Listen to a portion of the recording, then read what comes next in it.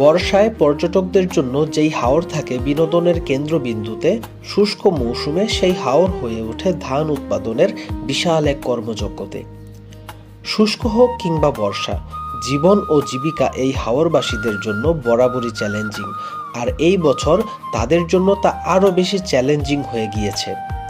পানির নিচে তলিয়ে নষ্ট হয়েছে একরকে একর জমির ধান, এমনকি ধান গাছে ধান থাকা অবস্থাতেই তা গজিয়ে গেছে। আসসালামু আলাইকুম viewers, welcome back to my another video. আর আজকে আমি চলে এসেছি মিঠামইনে। তো মিঠামইনে আমরা অলরেডি সবাই জানি যে হচ্ছে ধানের অনেক ক্ষয়ক্ষতি হয়েছে হাওরের মধ্যে।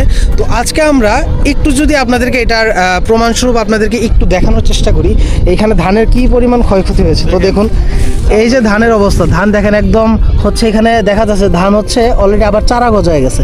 মানে ধানের অবস্থা পানি, মানে এখানে হচ্ছে পুরোটাই পানি ছিল এই কয়দিন, আজকে একটু শুকনো অবস্থায় আছে, কিন্তু এই কয়দিন পুরোটাই হচ্ছে পানির নিচে ছিল। পানির নিচে থাকার কারণে ধানগুলো হচ্ছে একদম হচ্ছে এখানে চারা গজিয়ে গেছে। তো এই ধানগুলো মোটামুটি আর কি তাদের অনেক বড় ক্ষতি হয়ে গেছে। এটা ক্ষতি কোনোভাবে পোষানোর মতো না, এটা তাদের কোনো কাজেও মনে হয় না লাগাতে পারবে। তো এই হচ্ছে মোটামুটি হাওরের বর্তমান অবস্থা। এই যে দেখুন, আমি যদি একটু ক্লোজ দেখাই, প্রতিটা ধান একদম এখানে হচ্ছে চারা গজায় গেছে। এটাকে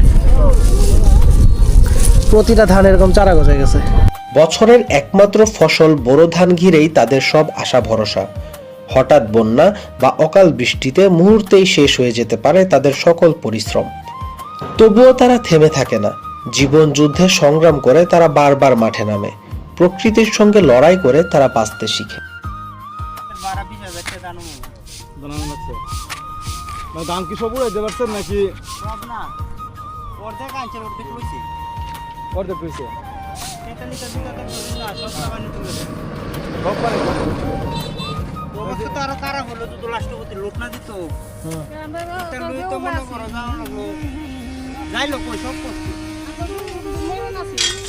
সরকার থেকে এমনিতে কোনো কিছু করছে না?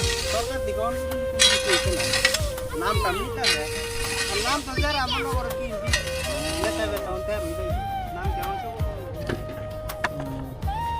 আপনাদের কি যা খরচ করছেন পুষাইছে নাকি লস?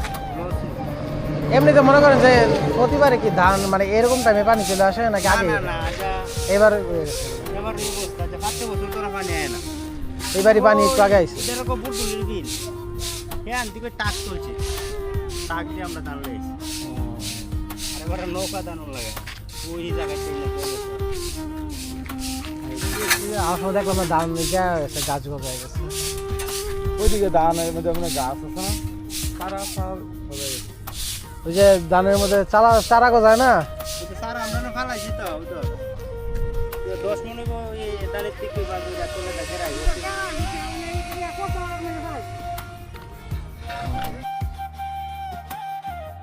1440 টাকা করে কত করে ধরে দিচ্ছে?